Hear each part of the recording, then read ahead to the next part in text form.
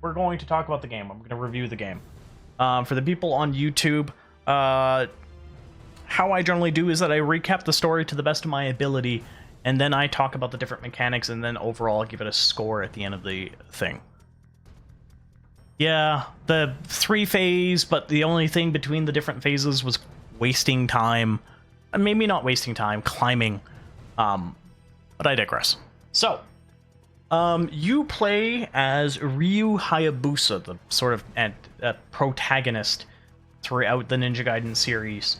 A demon statue, or the demon statue, used to resurrect the Archfiend, was stolen by the Spider Clan along with Elizabeth. Elizabeth then travels the world and revives the 3 additional Archfiends, which you then go and defeat. Along the way, you collect various weapons and tools, and at the end of the day, the Archfiend gets resurrected, in which you defeat it. This kind of game really generally has a straightforward plot line, doesn't have a lot necessarily going on, and it's fairly straightforward, and you're here for the combat and the gameplay loop and doing cool ninja moves and stuff like that. So it not having a very deep story is just part of the hack and slash action RPG type of game that this falls under. The game is a remake of... Let's pull up the year here. The original came out in 2008. So, you know, it's old. It's quite old, actually. What is that in math years? I mean, shit, it's 17 years old. Wait. No, I didn't do that math right. No, I did. It's 17 years old. And it's a remake. So they graphically overhauled it, kept a lot of the mechanics the same. And the worst part about it is the fact it's older than Jackson. Yeah, it is.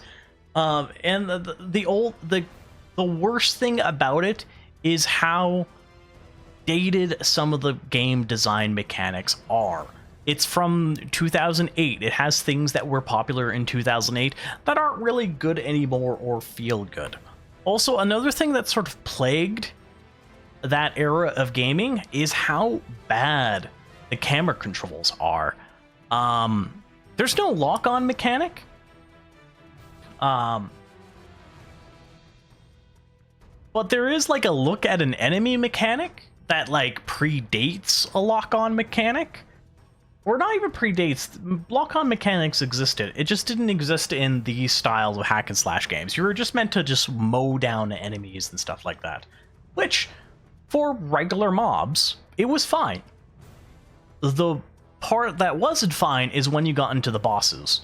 And while the bosses were even on hard, I know very hard is a different story, but at least on my playthrough of hard, most of the bosses were trivial. The only annoying bosses were Genshin, who seemed to always block your combos, always do throw attacks, and just felt bad fighting him. It felt like you just needed to spam and hope, which sucks. Boss design wasn't great, but they were over quick. And you sort of just moved on to killing mobs and stuff like that. And killing the mobs was fine. Was fun. It's definitely nostalgic. There's definitely not a lot of hack and slash type of games that exist now. Things even like God of War. The original series of God of War were hack and slashes, but then they moved towards more of action adventure RPGs and away from this type of gameplay. So seeing this type come back, seeing this IP return was great. I love it. The fact that it's like Ragebound, the new side-scroller Ninja Gaiden that came out, and then there's a Ninja Gaiden 4 that's coming out here momentarily. I am very interested about what the differences are going to be gameplay mechanic wise about how 2 and 4 are going to evolve. I'll probably pick up 4. Picking up new games are kind of stressful. It's not a good idea for me right now, so I likely won't pick it up immediately when it comes out unless the situation changes. But I will likely play it on stream, similar to how I did 2. The game is short, but games back in 2008 were also short. They were also quite a bit cheaper. But like, what was my playtime here? 1 second. Let me, if I hit load game, 8.5 hours on hard. I think by the time I actually wrapped up the chapter, it was probably closer to maybe 9 hours, which is definitely on the fast side of if you look online for like average beat times and stuff like that. It is a little bit on the faster side compared on the slower side, but I played it on hard. So on normal, things would have just been super easy, whatever. Maybe even Genshin would have been easier. I don't know the differences between the difficulties, but Genshin was the only boss that I struggled with, really. And by struggle, I mean, like, I didn't really enjoy. Everything else was sort of just spam some combos, spam some Ys, destroy everything. Also, another problem with this game's combo system is that every weapon had an Azuna drop. That's the move that you see me launching people in the air and then spiral on the way down, smacking them into the ground, similar to Naruto's these Hurricane? I don't remember anymore. It's been so long since I've watched Naruto. It might have been what inspired it, but God knows at this point. Regardless, it made a lot of the combat combos feel like, oh, well, doing anything else puts me at risk of getting hit. If I do this combo that stuns my enemies and smacks them into the ground, they die.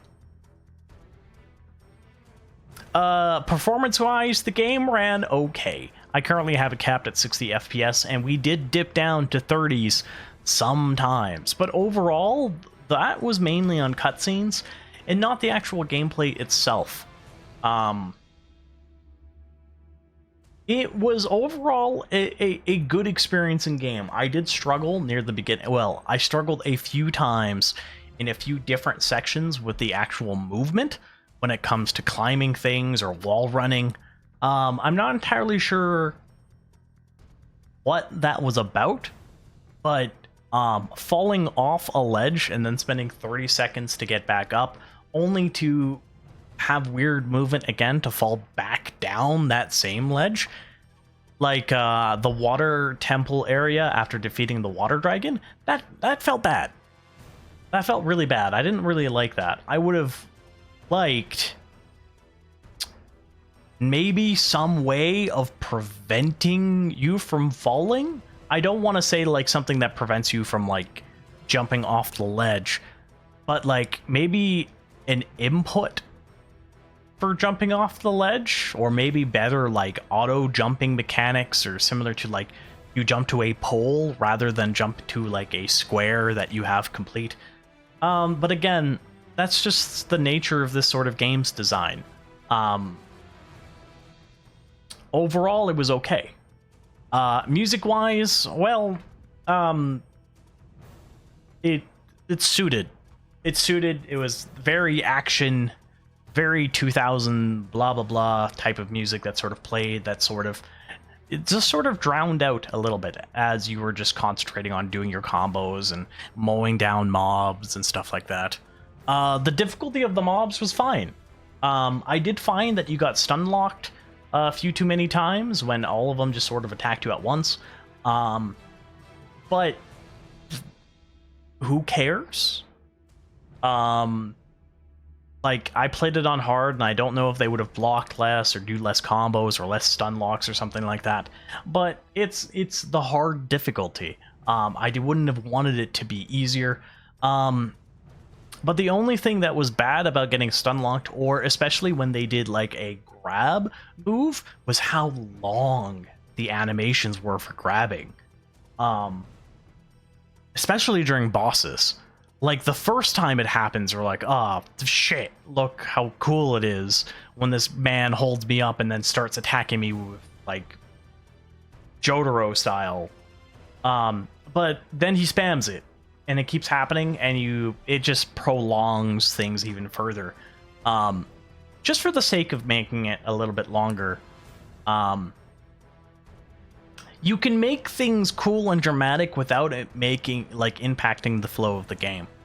But overall, the enemy designs were good. They were varied based on the environments. The spider ninjas, when they kept coming back, kept disappearing, was weird. And I know while historically there's like a lot of like cyborgs in Ninja Gaiden, it felt out of place whenever I fought a robotic boss in this game. Everything was about demons and the Archfiend. But then you'd fight those weird spider robot ladies or other things to that effect. It seemed weird, some of the enemy design choices. At least in terms of like a continuity, consistency sort of sake. What else can I talk about? Graphically, the game looked okay. Considering I was playing it not on the highest settings or anything like that. Not on the lowest settings either, or maybe let me take a look here. Screen settings.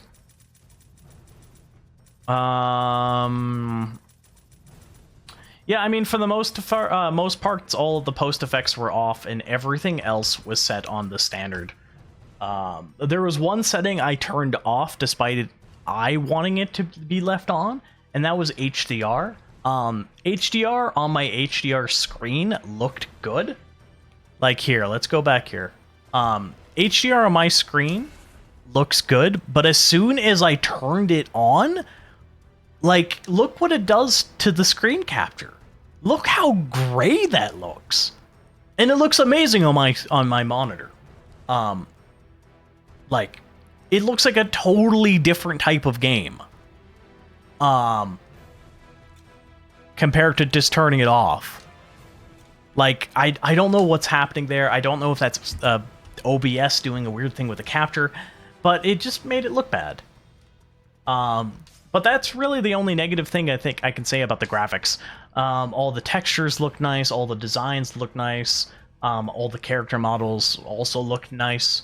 So no real problems on the way there. What else? We talked about the gameplay, the music, the environments, the design. I think that really covers it. It's a shorter review for a shorter style of game that doesn't really have a lot of substance behind it other than just its general gameplay loop. It has a nostalgic feeling, but and while some things are dated, it's not bad. To give you another recent example, so the Oblivion remaster came out as well this year, and I actually stopped playing it. I played quite a bit of it, but I haven't picked it up in quite a while. And really, the issue is that the Oblivion remaster performed poorly, had dated mechanics, tons of bugs, crashes, and it generally just wasn't a good experience to play. This game, while a remaster, and I have my own thoughts on remasters, and despite the weirdness with the camera and stuff like that, it was an enjoyable game, right? Like, I can't play these types of games for like 3-4 hours at a time anymore. I just don't have that like capacity to button mash, to like scan the environments, to search. So I generally have to limit my sessions for these style of game shorter compared to something that's more story driven, like Clear Obscure, where I could have had like 5-6 hour sessions and been okay. But different style of game. This remaster, if you're a fan of old-fashioned, yeah, I guess I'll call it old-fashioned. It's from 2010. That's 15 years ago. That's old-fashioned at this point. if you're a fan of old-fashioned hack and slashes, I would definitely recommend this to people. Especially since it looks good, I know, and runs. It's definitely like gives it like you don't have to play an older version and play it on an emulator or something like that. And it's also not like a $90 game. Sorry, let me check here how much it costs in Canadian Monopoly money anyway. The game is on sale currently, but it's otherwise $65, which if you consider a AAA title Canadian is $25 above that. I mean, pick it up on sale. It's on sale now for 35% off. It's an enjoyable experience. You don't have to have a nostalgic rose-covered lenses to sort of appreciate it. It definitely, like, I definitely appreciated some of that at first, but then it was just fun. It's sort of like a turn-off brain, just play. The worst part about it is that it's short. At 8.5 hours of actual gameplay time, you don't tend to get a lot of mileage. Actually, I know another thing we could talk about really quickly. The weapon varieties. There were a ton of weapon varieties.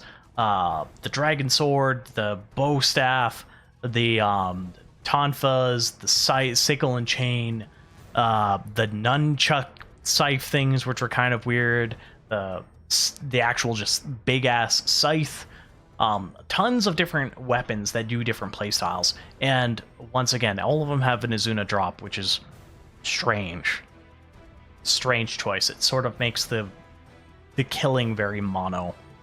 So let's talk about a rating, just so we can wrap up here. So I rate my games harshly. Everything starts at a 5. If you haven't noticed from my other reviews about why things aren't like, why I rated Clair Obscura, why I rated Black Myth Wukong, etc.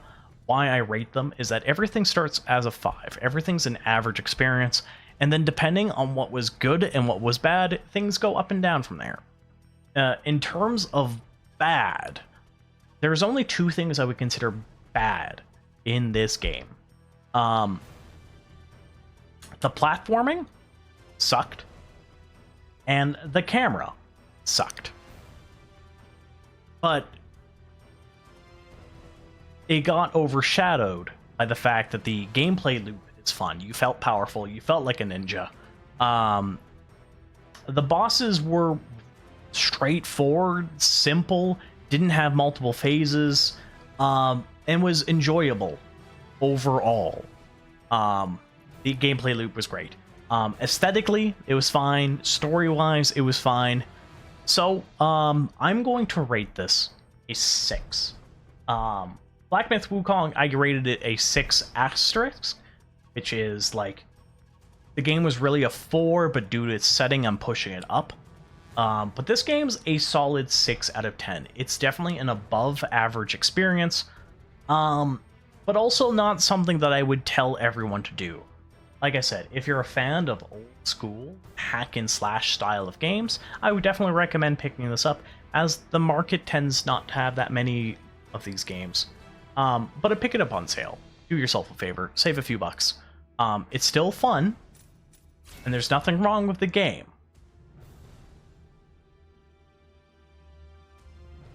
Though I do see that there is an additional difficulty called Master Ninja here. Sorry, I'm just looking at my stats here.